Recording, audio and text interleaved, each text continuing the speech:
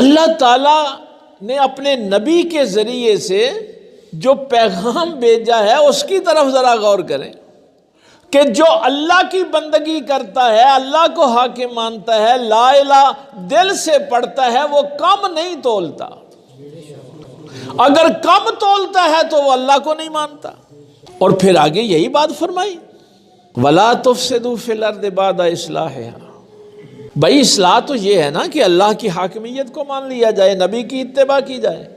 اس کے بعد اگر کوئی کم تولتا ہے تو وہ زمین پہ فساد کر رہا ہے۔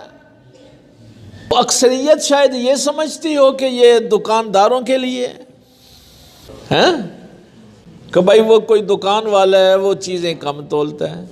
ایک تفسیر یہ بھی ہوئی ہے، اپنے وہ جو میزان کرنے والے تھے ان کی، یعنی پنجابی میں تکڑیاں سمجھیں یا ویٹ، وہ جو ہیں جن سے وہ تولتے تھے، دو طرح کے رکھے ہوئے تھے۔ جب وہ جنس لیتے تھے تو وہ بھاری یعنی چیزوں کے ساتھ لیتے تھے، جب فروخت کرتے تھے تو پھر ان کے پاس ہلکے ہوتے تھے، ناپ تول میں کمی کر دیتے تھے۔ یہ بھی ایک تفسیر ہے اس کی، لیکن ہمارے زیادہ مفسرین نے جس طرف اشارہ کیا ہے، انہوں نے کہا ہے کہ ناپ تول تمہاری زندگی کے ہر عمل میں ہے۔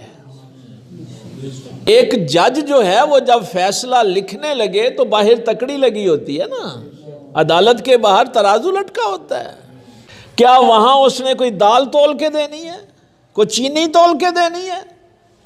فیصلہ کرنے لگا ہے تو ناپ تول پورے کا پورا رکھے۔ اگر ایک جج ناپ تول پورا نہیں کرتا تو وہ بھی فساد کا باعث ہے۔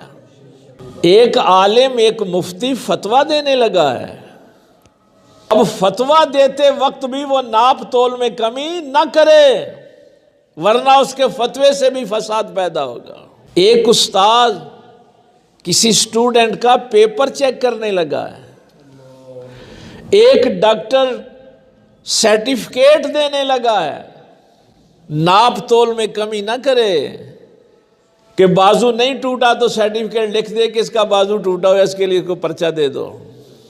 تو یہ جو فاؤف الکیل والمیزان ہے، اس میں تمہاری پوری زندگی شامل ہے۔